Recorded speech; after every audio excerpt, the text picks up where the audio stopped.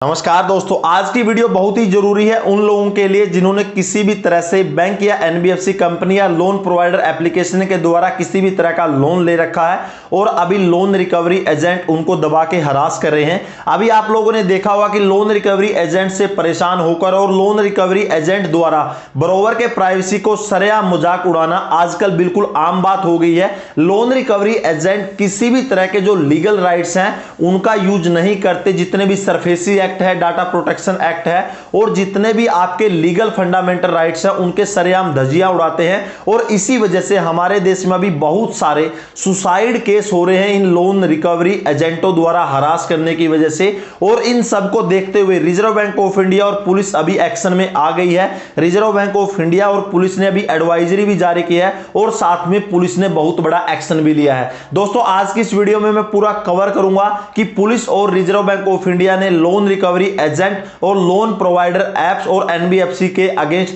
क्या क्या एक्शन लिया है। तो प्लीज वीडियो को शुरू से लेकर लास्ट तक जरूर देखिएगा। अगर आपने किसी भी तरह का लोन अगर एप्लीकेशन या एनबीएफसी कंपनी से ले रखा है तो चलिए दोस्तों, आज कुछ नया सीखते हैं।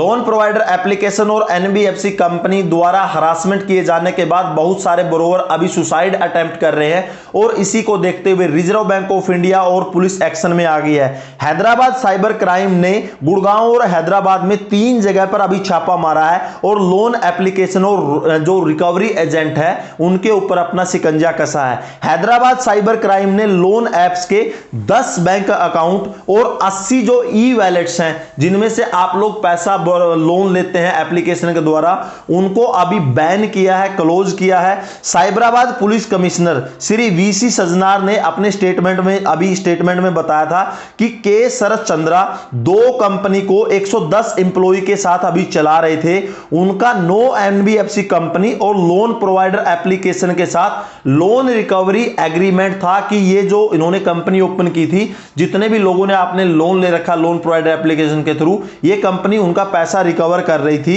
जिसके अंदर अभी कैश मामा था, लोन जोन था, धनाधन एप्लीकेशन था, इनके साथ इनका एग्रीमेंट था। पुलिस ने 18 बैंक अकाउंटों को फ्रीज किया है, जिनमें से जो लोन देने के लिए जो बैंक अकाउंट लोन ये जितनी भी एनबीएफसी कंपनियां रहती हैं वो अलग रहती हैं और साथ में जो लोन रिकवरी के लिए जो बैंक अकाउंट होते हैं जिनमें से लगभग 1.5 करोड़ रुपए पुलिस ने अभी बरामद किए हैं। लोन रिकवरी एजेंट और लोन एप्लीकेशन के अगेंस्ट जे सागर राव जी और बी श्रीनिवास जी ने मिनिस्ट्री ऑफ होम अफेयर्स को सेंट्रल इन्वेस्टिगेशन जांच के लिए केस फाइल किया है। इन्होंने होम मिनिस्ट्री से गुजारिश की है, इन्होंने आगे अपना मैटर बढ़ाया है कि जितनी भी ये लोन रिकवरी एजेंट है और जो एनबीएफसी कंपनी और जो लोन प्रोवाइडर एप्लीकेशन है जो इंस्टेंट लोन देती है, इनके ऊपर सेंट्रल इन्वेस्टिगेशन होनी चाहिए कि कितने लोगों को ये सरेआम उनके जितने भी इनकी डाटा है, प्राइवेसी है, उनका मजाक उड़ा रही है। और इसी को देखते हुए बहुत सारे बरोवर अभी सुसाइड अटेम्प्ट कर रहे हैं। उसके बाद the crime investigation department of Andhra Pradesh ने भी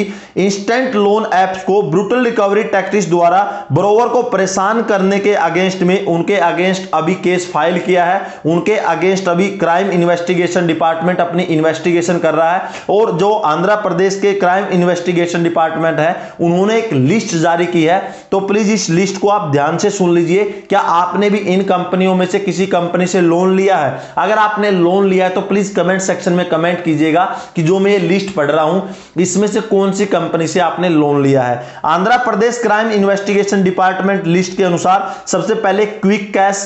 किस्त एप्लीकेशन, लोन क्राउड, इंस्टा रूपी लोन, फ्लैश रूपी, उसके बाद है कैश ट्रेन, गेट रूपी, ई पे लोन, पांडा लोन, आई क्रेडिट लोन, इजी लोन, रूपी क्लिक, ओ कैश, कैश मामा, स्मार्ट पिट लोन, स्नैप पिट लोन, रैपिड रूपी लोन। उसके बाद ये है रेडी कैश, लोन बाजार, लोन बरो, कैश पोर्ट और क्रेडिट जोन, ये इतनी लोन प्रोवाइडर एप्लीकेशन है, उन्होंने लिस्ट जारी की है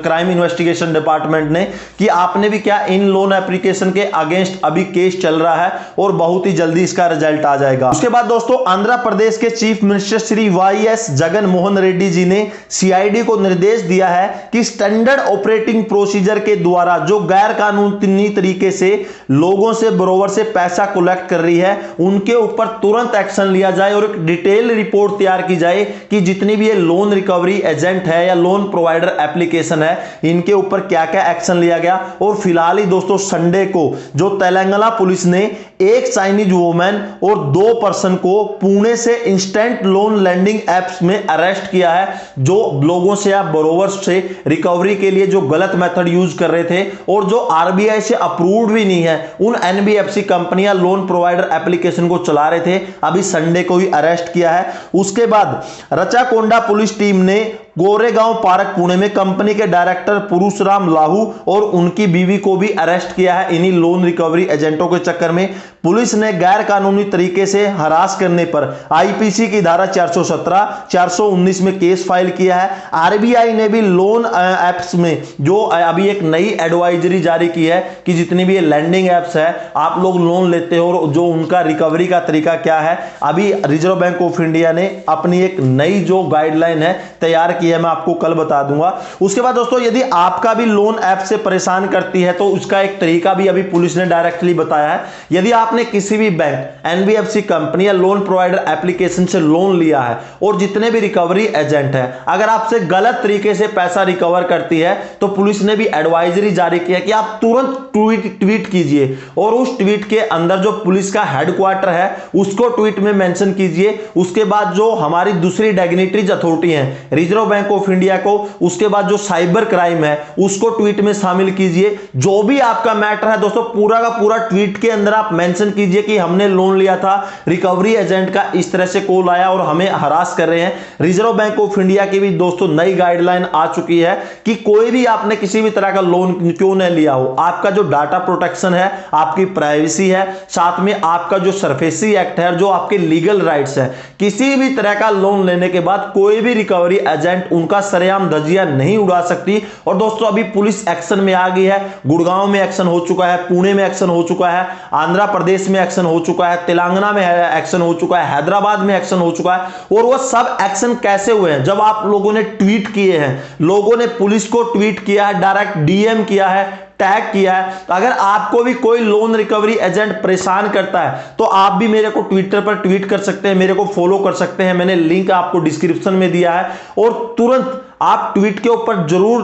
ऊपर जरूर ट्वीट कीजिएगा ताकि पुलिस को भी पता लगे, प्रशासन को भी पता लगे और इस ट्विटर की वजह से ही दोस्तों ये इतने एक्शन अभी संभव हो पाए हैं। नेक्स्ट वीडियो में दोस्तों मैं आपको बताऊंगा कि जो ये लोन एप्लीकेशन का जो लिस्ट है सीआईडी डिपार्टमेंट ने दिया है, साथ में गवर्नमेंट ने दिया है, क्या अगर आपने इनका लोन लिया क्या वो लोन आपको भरना पड़ेगा तो कितना भरना पड़ेगा, और अगर नहीं भरना पड़ेगा तो उसके लिए क्या क्या करना है, मैं आपको नेक्स्ट वीडियो में पूरी डिटेल के साथ एक वीडियो लेके आऊंगा। क्योंकि रिजर्व बैंक ऑफ इंडिया की जो एडवाइजरी है अभी और भी आनी बाकी है और साथ में पुलिस डिपार्टमेंट की तरफ से भी जो नेक्स्ट एडवाइजरी है वो आने वाली है एनबीएफसी कंपनी और लोन प्रोवाइडर एप्लीकेशन के अगेंस्ट। दोस्तों प्लीज चैनल को सब्सक्राइब करके रखिएगा, नेक्स्ट वीडियो में मैं आपको पूरा कवर कर दूंगा। अगर आपको वीडियो अच्छी लगी तो प्लीज वीडियो को लाइक जरूर करके जाइएगा। आपका कोई कमेंट है तो प्लीज कमेंट सेक्शन में कमेंट कीजिएगा और इसी तरह से फाइनेंशियल टॉपिक पर वीडियो पाने के लिए चैनल सब्सक्राइब कीजिए। तो दोस्तों नेक्स्ट वीडियो में तब तक जय हिंद, वंदे मातरम।